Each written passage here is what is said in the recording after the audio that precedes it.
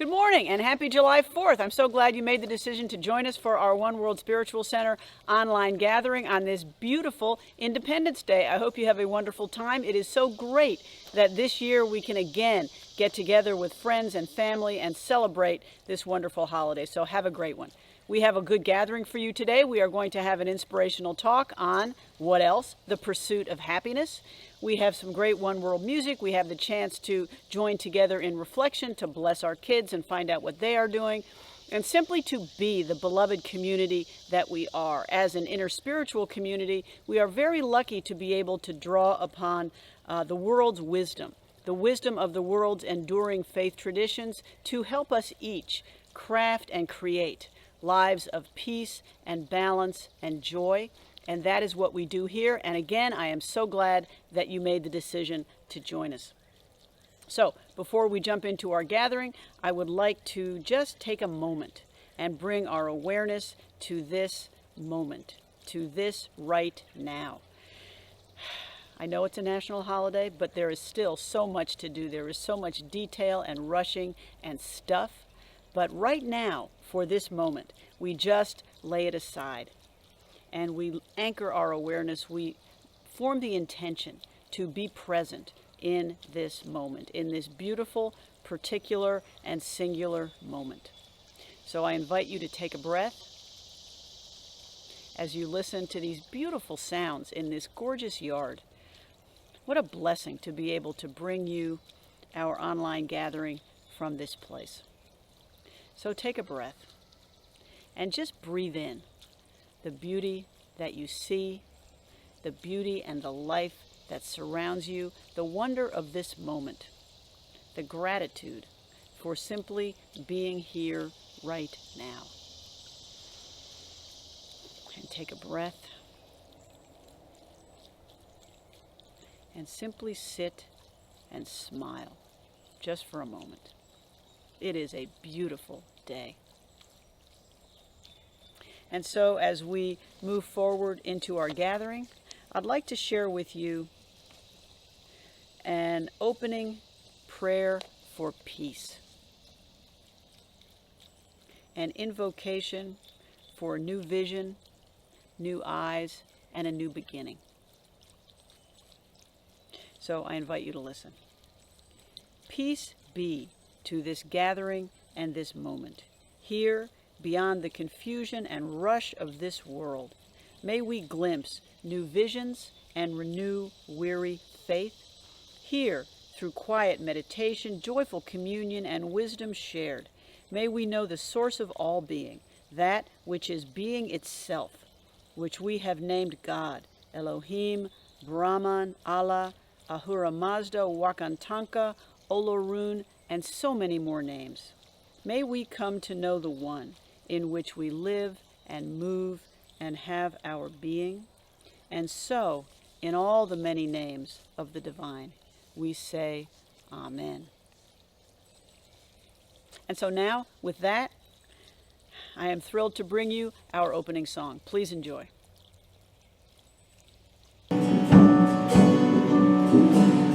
You are the heart, you are the hands, you are the voice of spirit on earth, and who you are, and all you do is a blessing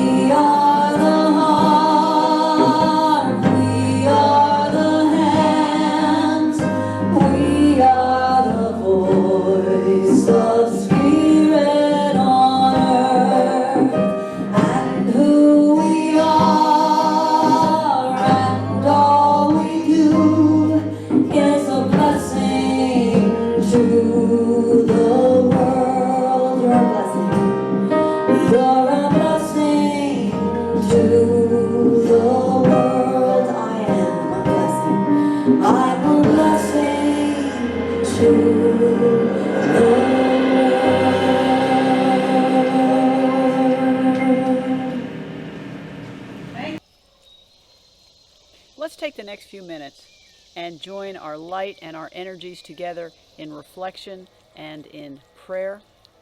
We take this time to support each other, to support our community, our greater communities, and our world.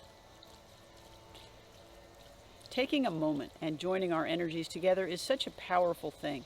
When we see each other, when we see our world, all beings supported in light and love, when we can add that quantum of loving energy to the universe, it makes a difference. And that is what we do right now. So I invite you again to take a breath, letting your awareness move from your busy mind down to your heart space as you take a deep breath in. Simply being here right now and being willing to join your heart and your light and your love with that of all watching and all listening. As together we raise the consciousness of this beloved creation, as we send out light and love to all.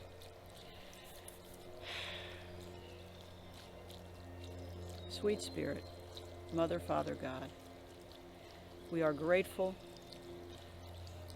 for this moment. We are grateful for this right now, for this beautiful and beloved creation, for all we see, for the beauty that surrounds us, for all the gifts that we are given, for all the gifts that we are able to bring and share.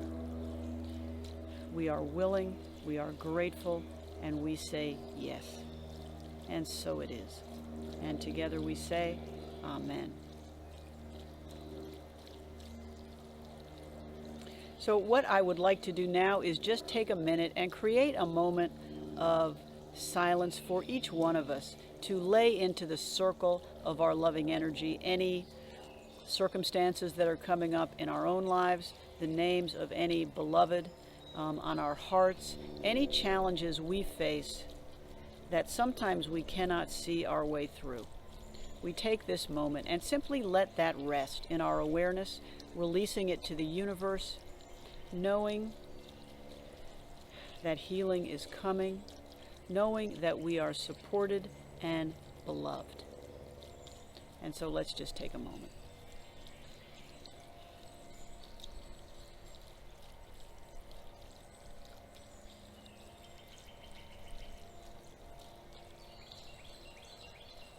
Creator God, resting in the hearts of each one of us is a circumstance, a life challenge, the name of a beloved. Whatever rests on our hearts, we release all these to the power of love. That power that courses through the universe, through all of creation, and through each of us.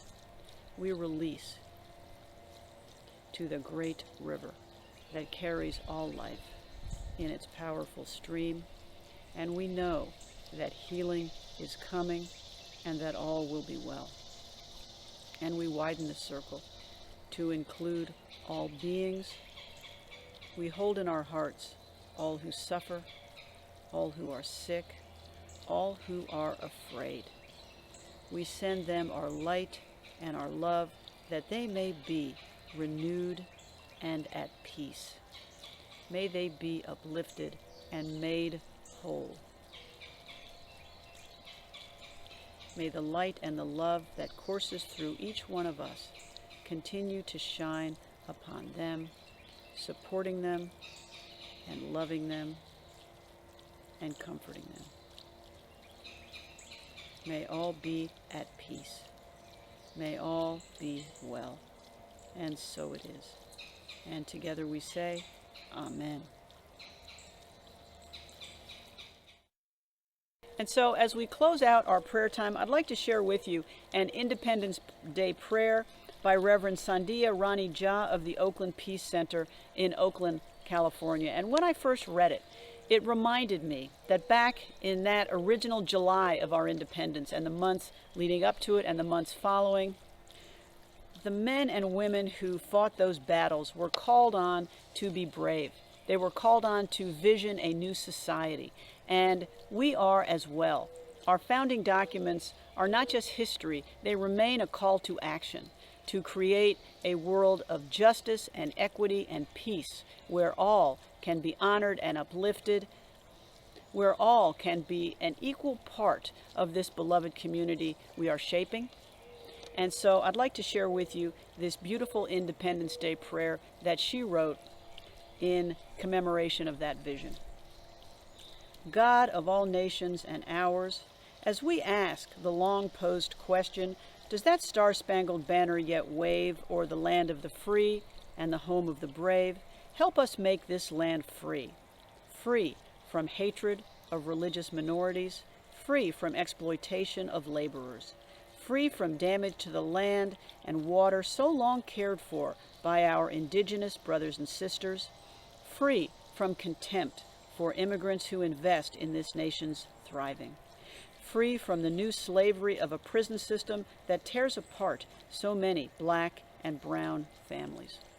And help us be brave, brave in the face of religious and racial violence, brave in contrast to the cowardice that would pit us against each other based on race or class, brave in order to care for refugees of all sorts, as our scriptures call us to do, brave in order to do your will even when doing so is unpopular or difficult.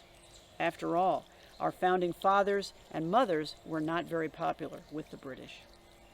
God, even as we celebrate the blessings of this nation, help us be humble enough to know that you really are the God of all nations, and that you do not honor human-made boundaries, but honor the divinity and dignity of each person whom you made in your own image. May we remember that as we go forward on this day. And so it is. And together we say, Amen. And so with that, I'm thrilled to bring you our special music, followed by our talk on the pursuit of happiness. Please enjoy.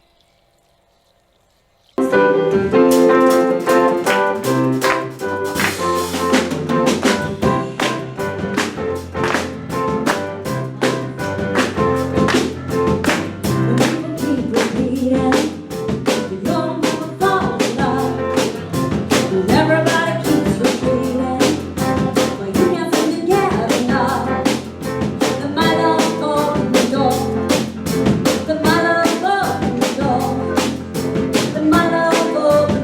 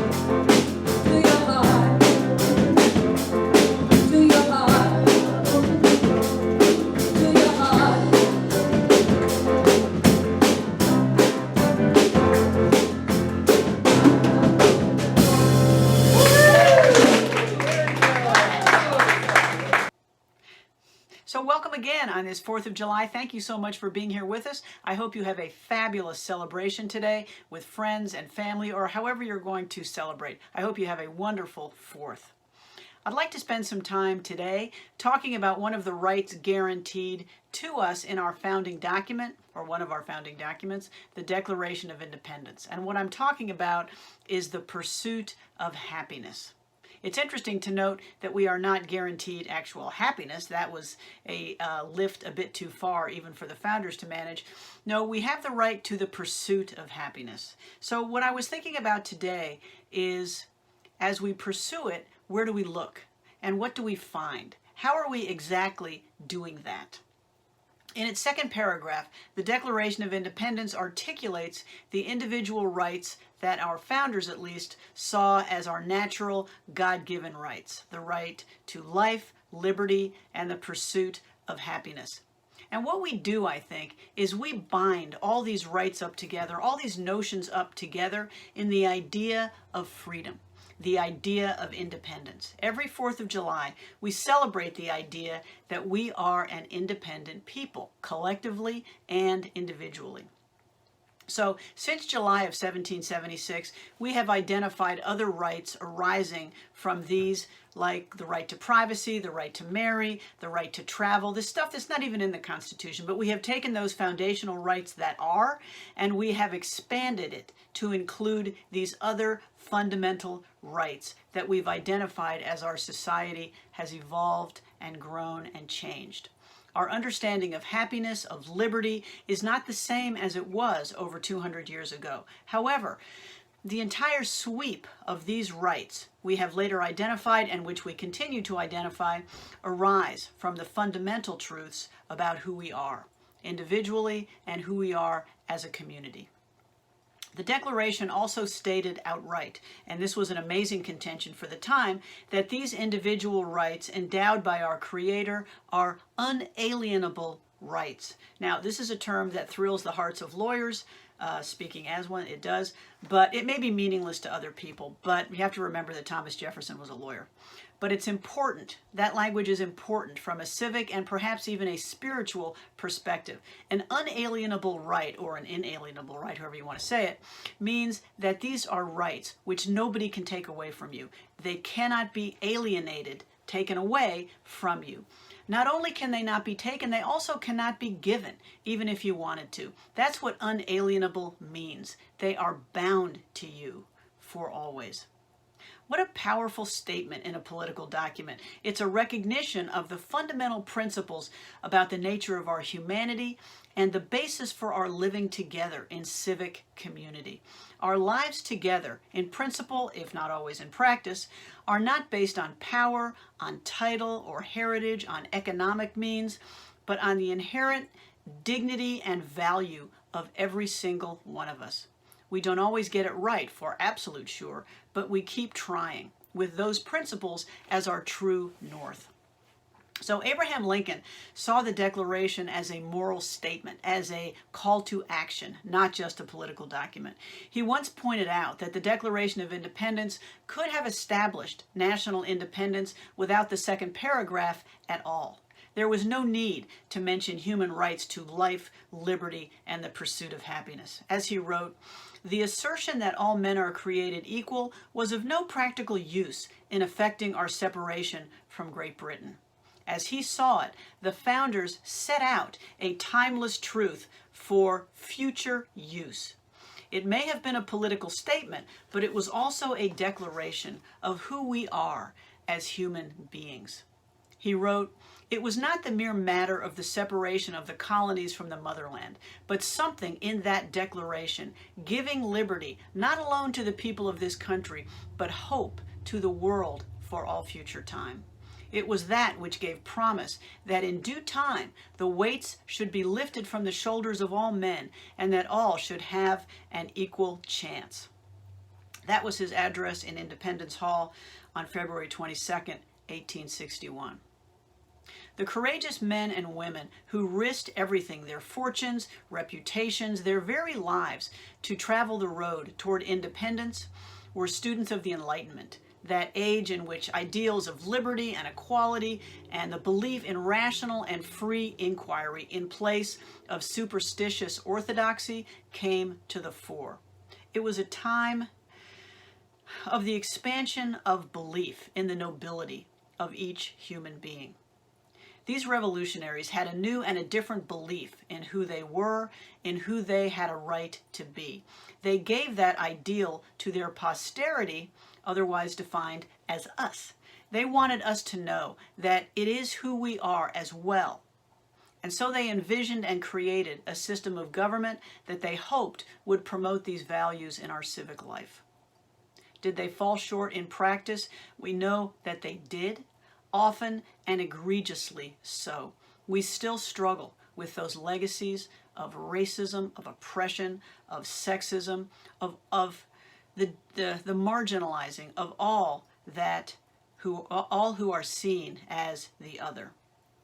But that doesn't dilute the power of the vision that they left us. It means that they fell short, but it is a call to action to us to live up to those ideals every day. Others stepped in later to articulate the spiritual aspect to this energy of independence. So when you're considering who you are, what God-given rights you have, the very truth of your being, there is undoubtedly a spiritual aspect to that question and to that journey. So about 60 years after the Declaration, on July 15th, 1838, Ralph Waldo Emerson stood in front of the graduating class of the Harvard Divinity School. He spoke to 6 graduates. There were 7, but one didn't show up. Their families and the faculty. His Divinity School address, which you can still find and read, even though it was given to so few listeners, is one of the foundational documents of American New Thought philosophy. I encourage you to read it if you haven't already. At that point in his life, Emerson was a former Unitarian minister. He had stepped back from the ministry. He had defrocked himself after his study of Eastern religions convinced him that Christianity was not the sole revelation. He was a leader of the Transcendentalist movement, teaching that God was found in nature and in each individual and could not be defined by the structures that we humans have created to discuss or to transmit our version of the holy. God is beyond all that. On that day, he spoke of the power of each of us to experience the divine without external help or guidance. In his address, he urged the graduates to, quote, go alone, to refuse the good models, even those that are sacred in the imagination of men, and dare to love God without mediator or veil. He told them to do it themselves, approach the holy themselves. He spoke of an indwelling supreme spirit and of a vision as, quote, similar to that of the Eastern sages, where we are neither fallen nor depraved, and where divinity incarnates at every instant, not just once in the distant past. He reminded them that God is, not was, in them, as them, right then. As Yahweh said to Moses from the burning bush, I am, ever present, ever creating, ever new. Emerson understood that in truth, he was of spirit. This was a profound statement and an amazingly revolutionary one for that time. Naturally, the graduates loved his speech, but the powers that be, not so much. He was banned by Harvard for the next 20 years. So just as Emerson declared our freedom to find our own spiritual path, just as the colonies threw off the yoke of what had been, so are we invited to take a new form, driven only by what spirit within calls us to be. We are always called to be new. This is especially true right now for us individually and collectively as we emerge from the past year and a half to a new and a very different world. We have such an opportunity right now to imagine how we want our new fabric of relationships to look like and how we individually can seek and find what fulfills us. This year of COVID has been, among many other things, an invitation to reset and reevaluate, to ask ourselves what makes us free, what makes us happy, What a wonderful question for this July 4th, 2021. So this is where I started thinking about independence and liberty and happiness. It seemed to me that all these ideas are mixed up together, and we sometimes conflate our idea of happiness with our current notions of personal liberty.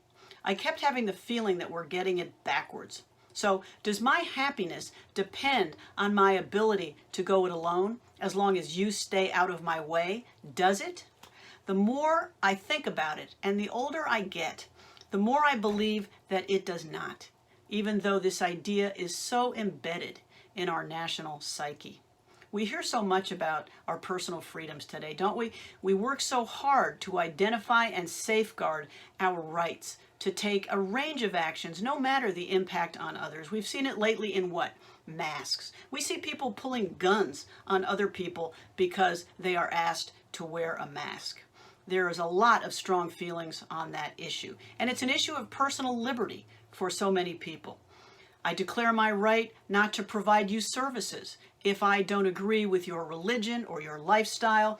I declare my right not to have my children vaccinated against childhood diseases. I declare my personal rights in so many areas. Each one of these rights that we so fiercely defend is bound up in the concept of our freedom.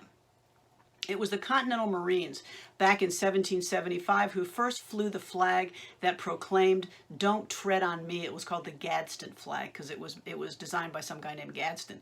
And so many still point to that sentiment today as the ultimate expression of what it means to be an American. Don't you dare tread on me. But just as we as a people continue to reinterpret our Constitution and the protections it affords to us in an evolving society, we also have the chance to reconsider our idea of individual and collective happiness. It seems to be a time for us, and the last year has surely been an invitation for us to look for a more, dare I say it, collective view of community well-being and of our individual happiness. Up to now, we've conceived of the American community flourishing and ourselves flourishing individually when every individual is out for him or herself. I think not so much. At least in the realm of personal fulfillment, it struck me in thinking about this talk that independence is overrated. We are not independent at all. We treasure being politically independent, but that's another thing. I can vote for who I like. I can believe in whatever political philosophy appeals to me, but we turn this political guarantee into a philosophy of personal autonomy on steroids. And I think we lose a great deal when we do that. Look at it this way. So much of what we value about ourselves, about our lives, is expressed only in relationship. If I am a healer, there must be somebody I can heal. If I am a singer or a musician, there has to be somebody who can hear it, who can appreciate the gifts I am sharing. If I am a business person, there must be somebody who wants to buy what I sell, or it's just not working. Our entire civic fabric is bound up in the vitality of our relationships and of our connections. We are so not independent. The fact that we need community to flourish is a surprise to no one. Our search for community remains so strong because on a visceral and an unconscious level, we know that we are already connected. It's who we are. We are trying to complete that connection that makes us whole. It's like an electrical circuit. We are alive when we are connected. Dr. Martin Luther King Jr. wrote about these connections that bind us. He wrote, "All men are caught in an inescapable network of mutuality, tied in a single garment of destiny. Whatever affects one directly affects all indirectly. I can never be what I ought to be until you are what you ought to be. And you can never be what you ought to be until I am what I ought to be." He spoke of the beloved community, community representing the love of God in lived reality. Community reflects the divine found and experienced in relationship. This web of mutuality, it supports us, it teaches us, it awakens us. It is through this web of mutuality in which we build those qualities, those essential human virtues that make us better people and that will make our world a richer and a kinder and a more prosperous place. And don't we know that now, after this COVID virus has totally taken us to school for the past year and a half on how connected we all are. This virus is not shy at all about how demonstrating how my choices affect you profoundly. So, instead of assuming that it is our personal liberty, our independence that will bring us happiness, let's ask ourselves what it is we are really seeking. Do you remember my conversation with Brian Perry a few weeks ago? He gave us a great idea. He invited us to look beneath what we say we want and take a look at what it really is that we are seeking. So when we talk about our personal autonomy, our God-given liberty in so many areas of life, including those that impact others, what result are we looking for? What are we really saying in some part? In thinking about this, I think that what we are looking for often is the affirmation of our own unique value. The fact that we have something to say, that we have something to give. I am here. Listen to me. Pay attention. Even if I'm not rich or famous, I have a right to be heard. Don't you have that feeling sometimes that so many of us today just feel like we don't feel seen or heard or valued? However, ironically, it is not our independence, but it's our connections that give us this assurance. It's our relationships, our place in our own communities that show us, that tell us that we have unique value, that we are respected and honored, that we are seen, and that we are heard. We don't thrive by having no restraints and unlimited choice. We thrive when we have a place and a value and we know it and our community knows it. These are values of relationship, community, and connection. The Stoic philosopher Seneca wrote that our relations with each other are like a stone arch, which would collapse if the stones did not mutually support each other, and which is upheld in this very way. It's a great image. We are strongest when we support each other. Rabbi Terry Bookman tells a story. A man in a boat began to bore a hole under his seat. When his fellow passengers asked him what he was doing, he said, "What do you care? Am I not boring under my own seat?" On this July 4th, we have an opportunity to realize and embrace that we are all sitting in one boat.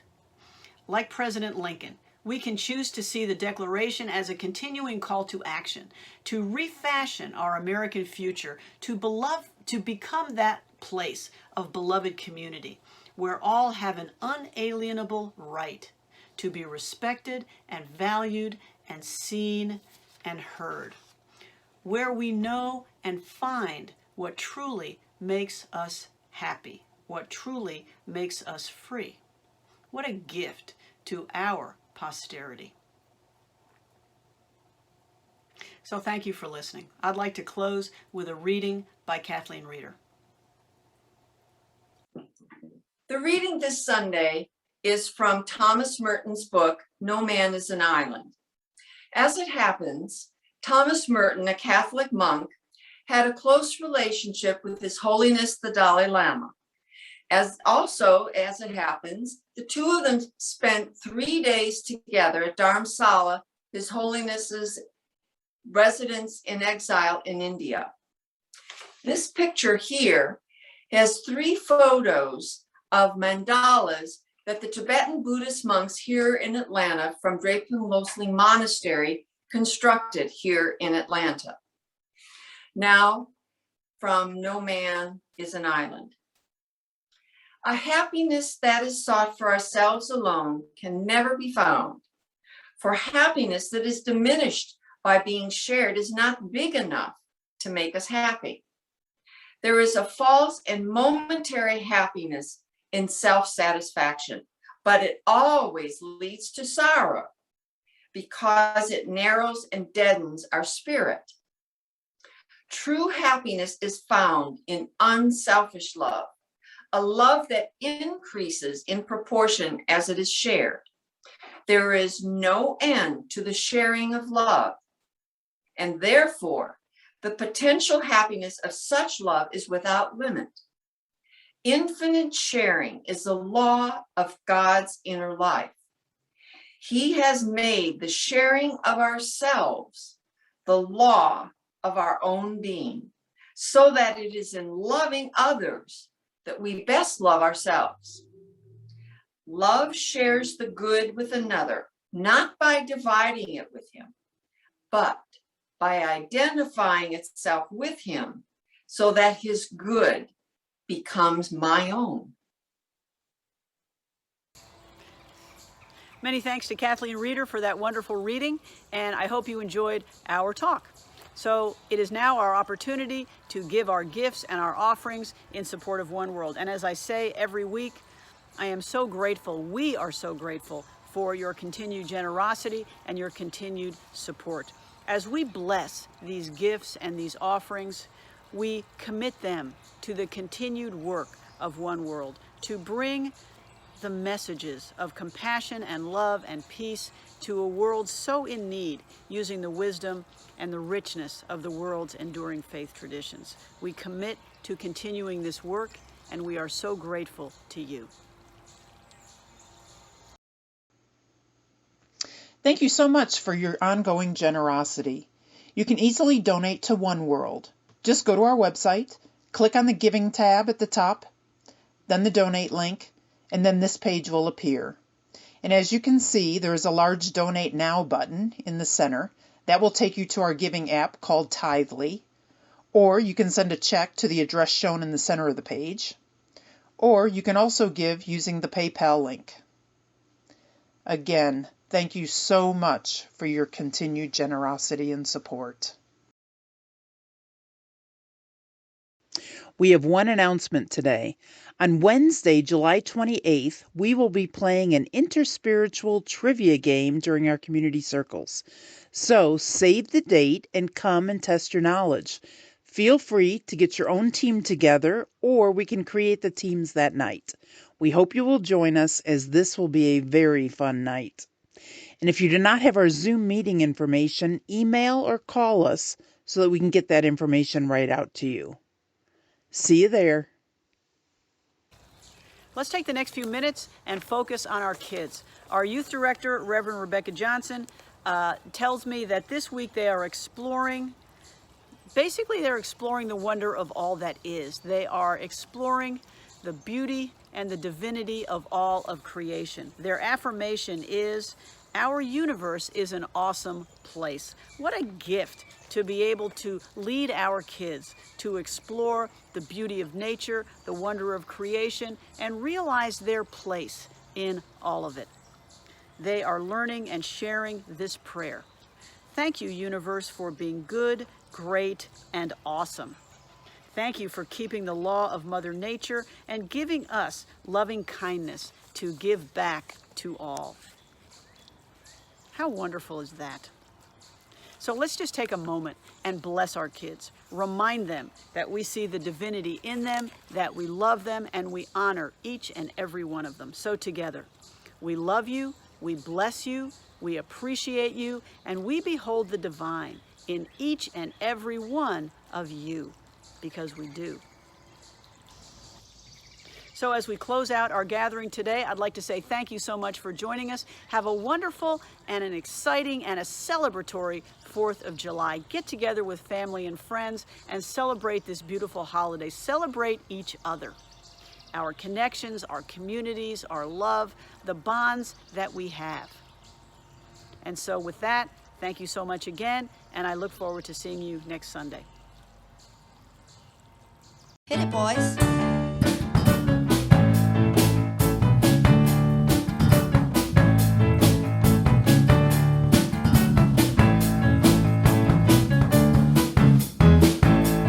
Let there be peace. I am a stand for peace. Let there be love. I am a stand for love. Let there be joy. I am a stand